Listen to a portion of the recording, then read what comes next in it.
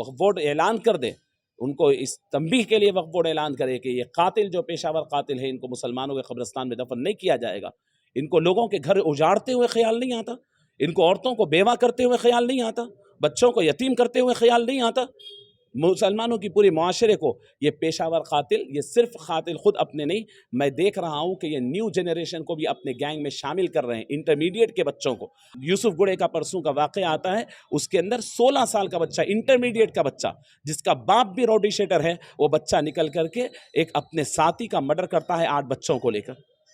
تو کیا ان کو چھوڑ دینا چاہیے کہ یہ اولادیں پیدا کرتے رہے؟ ان کی نماز جنازہ روکنی چاہیے کہ مسلمانوں کی مسجد میں نہیں چاہیے، کہیں کسی گراؤنڈ میں پڑھا لے کے ان کے گھر والے دفن کر لینے دیجیے۔ مسلمانوں کے قبرستان میں اس لیے دفن نہ کریں کہ ان کے اوپر لعنت برستے رہتی ہے، آزو بازو کے قبریں متاثر ہو سکتی ہیں۔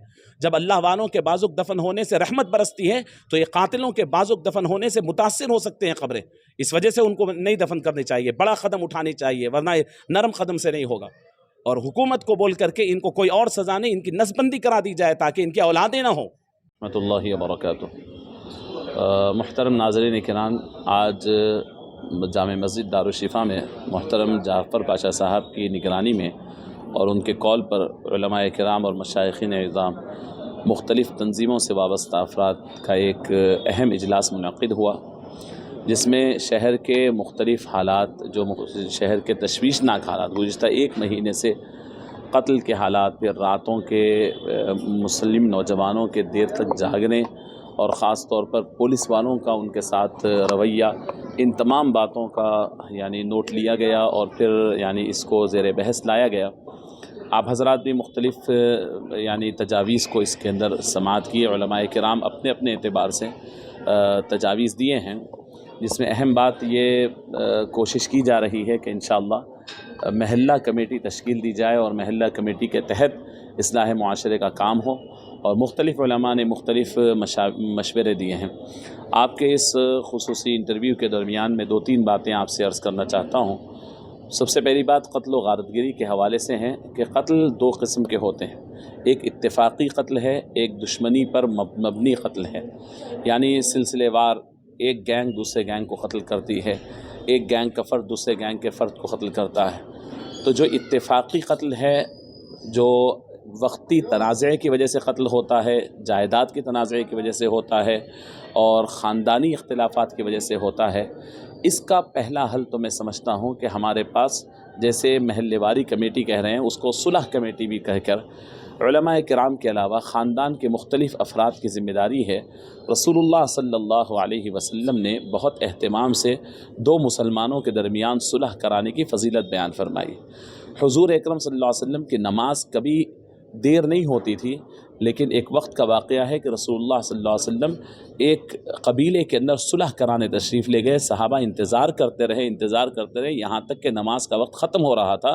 ایسے وقت میں حضرت ابوبکر صدیق رضی اللہ تعالیٰ عنہ نماز کے وقت کا خیال کرتے ہوئے امامت کر لیے، اس کے بعد رسول اللہ صلی اللہ علیہ وسلم جب نماز شروع ہو گئی تب تشریف لائے، اور اس کے بعد حضور پاک صلی اللہ علیہ وسلم نے ارشاد فرمایا کہ کوئی شخص اگر کسی مسلمان بھائی کے درمیان 2 لوگوں کے درمیان صلح کراتا ہے تو پھر اس کے لیے فرمایا 10 اعتکاف بیٹھنے کا، 10 مسنون اعتکاف بیٹھنے کا ثواب عطا فرماتے ہیں اللہ رب العزت۔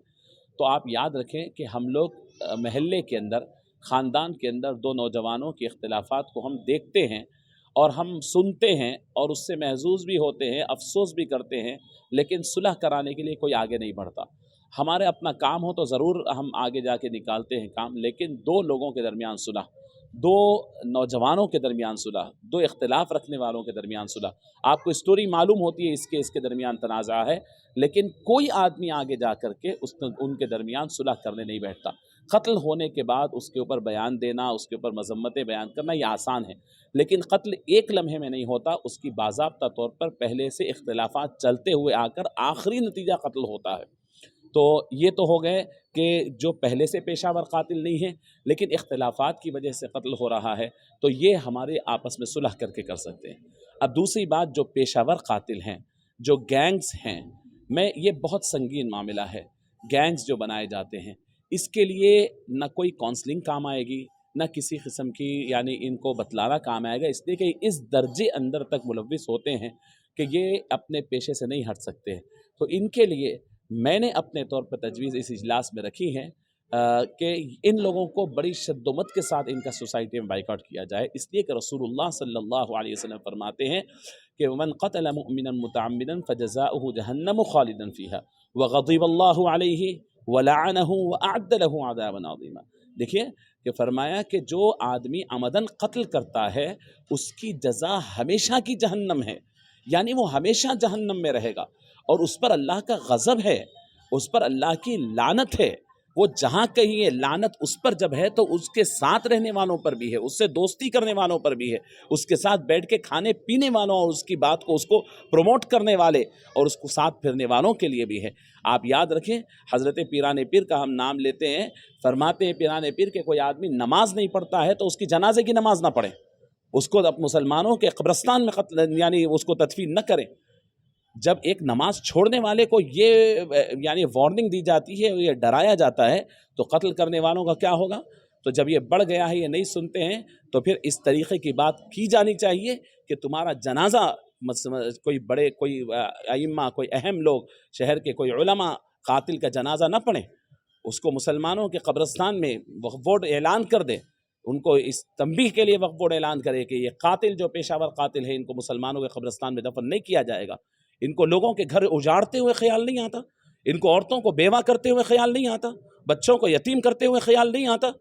مسلمانوں کی پوری معاشرے کو یہ پیشہ ور قاتل، یہ صرف قاتل خود اپنے نہیں، میں دیکھ رہا ہوں کہ یہ نیو جنریشن کو بھی اپنے گینگ میں شامل کر رہے ہیں، انٹرمیڈیٹ کے بچوں کو، اچھے خاندانوں کے بچوں کو۔ میں عام سول سوسائٹی سے درخواست کرتا ہوں کہ آپ غور کریں اپنے بچوں کے پاس، آپ کا بچہ اگر ایک متمول زندگی گزار رہا ہے، دیکھیے اس کے فون مینٹین کر رہا ہے، گاڑی مینٹین کر رہا ہے، اس کا یعنی گینگ مینٹین کر رہا ہے، دوستوں کے ساتھ ہے، تو معلوم کیجئے کہ کہاں سے اسے سپورٹ مل رہا ہے۔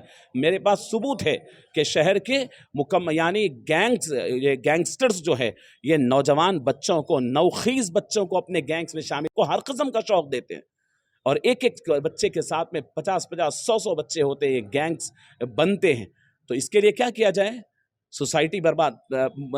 یوسف گڑے کا پرسوں کا واقعہ آتا ہے، اس کے اندر 16 سال کا بچہ، انٹرمیڈیٹ کا بچہ، جس کا باپ بھی روڈی شیٹر ہے، وہ بچہ نکل کر کے ایک اپنے ساتھی کا مرڈر کرتا ہے 8 بچوں کو لے کر۔ تو کیا ان کو چھوڑ دینا چاہیے کہ یہ اولادیں پیدا کرتے رہے؟ ان کی نماز جنازہ روکنی چاہیے کہ مسلمانوں کے مسجد میں نہیں چاہیے، کہیں کسی گراؤنڈ میں پڑھا لے کے ان کے گھر والے دفن کر لینے دیجیے۔ مسلمانوں کے قبرستان میں اس لیے دفن نہ کریں کہ ان کے اوپر لعنت برستے رہتی ہے، آزو بازو کے قبریں متاثر ہو سکتی ہیں۔ جب اللہ والوں کے بازوق دفن ہونے سے رحمت برستی ہے تو یہ قاتلوں کے بازوق دفن ہونے سے متاثر ہو سکتے ہیں قبریں، اس وجہ سے ان کو نہیں دفن کرنی چاہیے، بڑا قدم اٹھانی چاہیے، ورنہ نرم قدم سے نہیں ہوگا۔ اور حکومت کو بول کر کے ان کو کوئی اور سزا نہیں، ان کی نسبندی کرا دی جائے تاکہ ان کی اولادیں نہ ہوں۔